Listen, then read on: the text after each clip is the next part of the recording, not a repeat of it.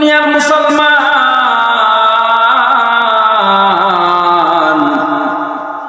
আল্লাহকে কেমন বিশ্বাস করতে হবে যদি এই ঘটনাটা আপনারা শুনেন তবে আপনাদের মধ্যে সুস্পষ্ট হয়ে যাবে।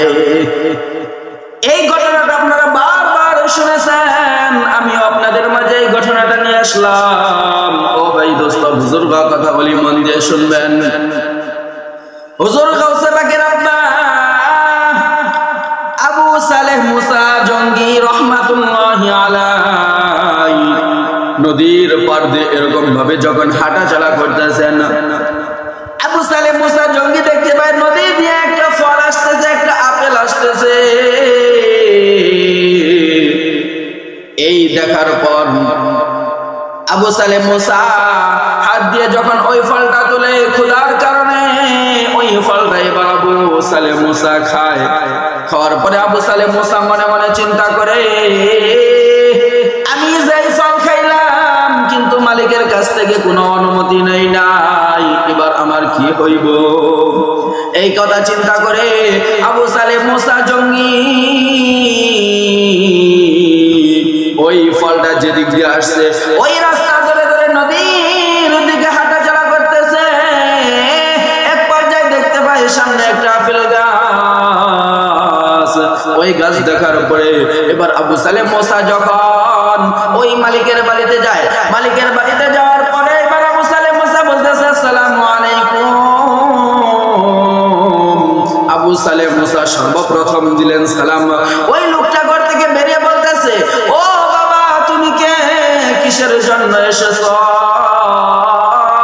তখন এই আবু সালেহ মুসা জঙ্গি বলতেছে, ও হুজুর আমি আপনার গাছ থেকে একটা ফল পড়ছে আর এই ফলটা নদী বেয়ে বেয়ে যাইতেছে আর আমি ওইটা তুইলে আমি নিজে খেয়ে নিলাম, কিন্তু আমার চিন্তা হলো যে আমি তো আপনার কাছ থেকে অনুমতি নেই না, এই জন্য আমি এই ফলের দেনা ক্ষমা করানোর জন্য আপনার কাছে এসেছি।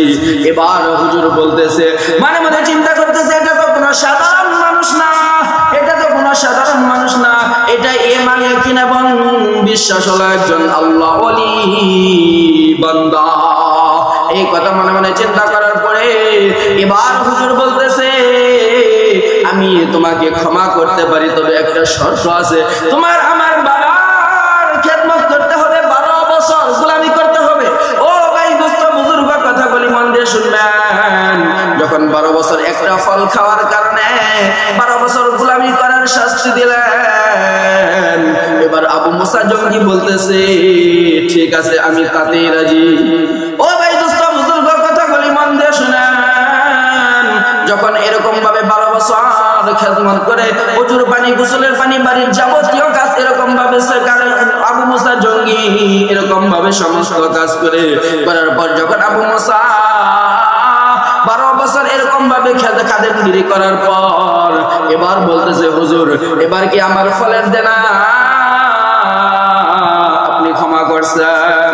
এবার বলতেছে, না না আমি ক্ষমা করি নাই, আমি ক্ষমা করব তখনই আমার একটা মেয়ে আছে বুবা কানা, এই মেয়েকে যদি তুমি বিবাহ করো তাহলে আমি তোমাকে ক্ষমা করে দিব। এবার আবু মুসা জঙ্গি রহমাতুল্লাহি আলাইহি বলেন, ঠিক আছে তাহলে আমি আপনার মেয়েকে বিবাহ করব, আমি তাতেও রাজি। এই কথা বলার পরে যখন আবু মুসা এরকম ভাবে যখন ওই মেয়েটাকে বিবাহ করে, বিবাহ করার পরে যখন বাসর করে এরকম ভাবে ঢুকে, ও ভাই দোস্ত বুজুর্গ কথা বলি, মন দিয়ে শুনবেন।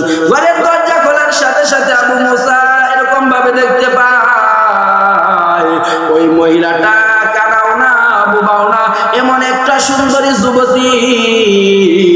এই দৃশ্য দেখার পরে ঘরের দরজা বন্ধ করে আবু মুসা এরকম ভাবে যখন দৌড়ে পালায় আর বলতেছে, ও শ্বশুর আব্বা কি দেখলাম?